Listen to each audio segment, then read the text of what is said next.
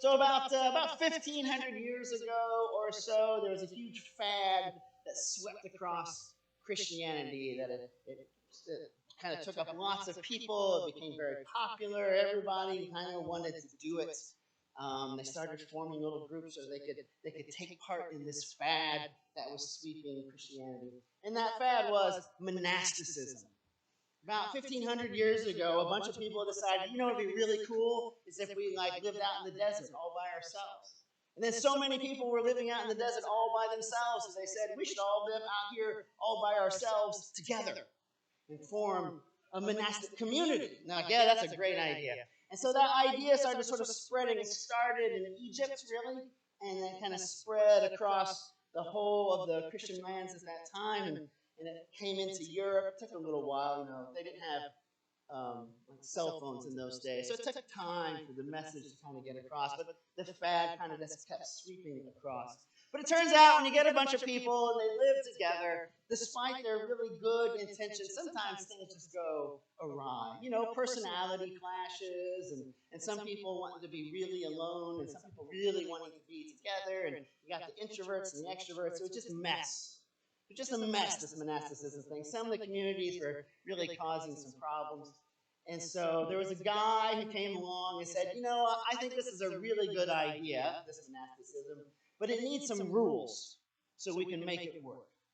And that was an Italian guy, and his name was Benedict, Saint Benedict. And he wrote a little book conveniently called Benedict's Rule. And it told monastic communities how they should live. And it basically, there's some particular rules, you know, about when they're supposed to worship, which was a lot, especially in the middle of the night. Like midnight is a good time to get up and come to chapel. So it wasn't really conducive to a lot of sleep being a monk, but it had its perks, I'm sure. But anyway, his rule basically, there are a couple of things that are really key in the rule. And one is that our lives need balance. Right? In the communities before, there were some people, all they wanted to do was spend time praying in chapel. You know, and it's really hard to eat if nobody's doing any of the work. So Benedict said, look, everybody's got to participate in the work of the community. Right? We all have to kind of take turns doing the things that we need to do to sustain ourselves. Like someone's got to grow the food, and someone's got to bake the bread, and someone's got to clean out the chamber pots. Right? All those things have to happen. And so we all got to take turn. We all have to participate in the work of the community. Another thing that Benedict said is that our lives need balance, that we need to spend time in prayer. And we need to spend our time doing the work that needs to be done. And we need, of course, our rest. And so he said that we need a balance between those three things. And the rule of Benedict gives about 8 hours for each of them. You've been 8 hours of work a day, 8 hours of worship and prayer, and about 8 hours of sleep in broken up little segments. And the other thing that Benedict's rule said is that we have to be committed to the community. Because in the old days, the monks, you know, they'd go and they would join the people who were all living apart together, and they would like these people or not, and then they'd move on to some other community. So there's a lot of coming and going, and that caused, you know, problems as well. And so Benedict said, look, when you join a monastic community, that's where you have to stay. No more of this roaming around and going to find a place that suits you. You need to learn to blossom where you're planted. That's not the actual words in Benedict's rule, but I mean, that's what he's getting at, right? That we have to learn how to be the people we're called to be in the place that we find ourselves. And so they had this idea that they were really focused on community. So this shared labor, this balance of life, and this commitment to community are sort of the bedrock foundation of monasticism that grew and blossomed in Europe in the Middle Ages. And one of the places where this rule was really, really, really influential was in England, right? Which is sort of the origins of our church. And so as our faith tradition, which has its roots in the English religious tradition, sort of changed in the time of the Protestant Reformation, this foundation that Benedict, through his rule, has sort of established in Christianity, carried over into our Anglican tradition.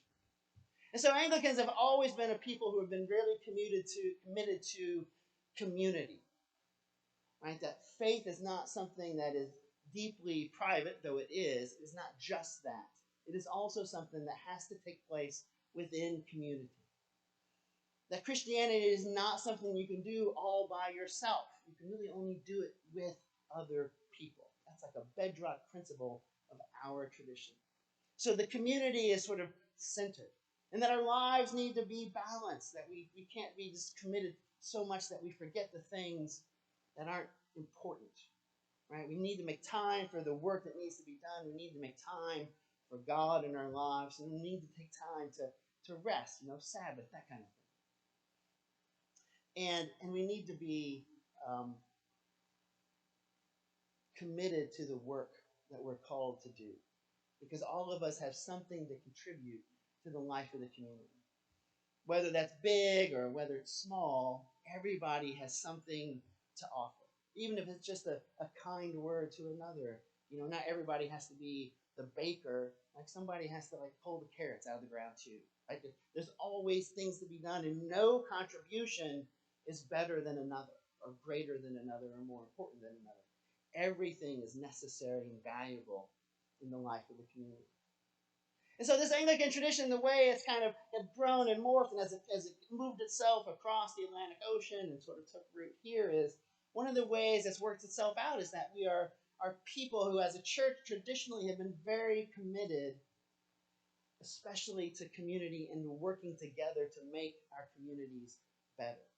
There are lots of groups who, if you get into it, as civic organizations whose founders are Episcopalians, right? And we love to, I don't know how pertinent it is now, but we love to talk about a lot of the people who signed the Declaration of Independence were Episcopalians. And there have been more Episcopalian presidents than presidents of any other denomination. So I don't think that makes us better, but it does suggest there's something in our tradition that propels people into public service, however broadly we might want to define that. And I think that's kind of the thing that these readings are getting at today, is that our focus on the betterment of the wider community is really in line with what the law and what the gospel tells us God hopes for us, what God wants for us. That if we serve only our own narrow self-interests, that we can't really achieve the kind of community that God envisions for us. That the abundant life calls on all of us to work together so that all of us might be lifted up. That if just we come together in a small group and help ourselves, but we ignore the people outside of us, we are forgetting the things that Jesus asks of us. And if we single out one group to be better than another, then we are forgetting what Jesus asks for us. And there are lots of people today out there in the world who claim to love Jesus. And frankly, that's not really that hard. Jesus is pretty lovable. I mean, isn't he? Right? If you think about Jesus and the stories, I would love that guy. Like, if he was like our neighbor, that would be awesome. I don't know if any of you have watched the TV show The Chosen, which I think is really, really awesome. But, the guy who plays Jesus, totally lovable. That guy. I mean, Jesus is a lovable person. It is not hard to love Jesus. But Jesus doesn't ask us to love him. Jesus says we have to love our neighbor. And so the challenge of Christianity isn't learning to love Jesus. It's learning to love Judas, the one who betrayed Jesus. Because that's what Jesus asks of us. And I think it's, oh golly, what was her name? The Catholic worker founder woman. Anyway, she said, I really only love Jesus as much as I love the person I like the least.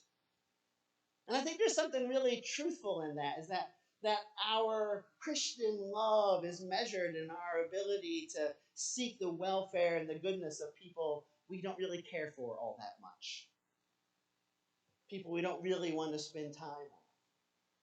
But like in Benedict's rule, what we're called to do, I think, is to learn how to bloom where we're planted. We find ourselves in this place at this time with these people. Some of those are great people, and some of them are not so great people.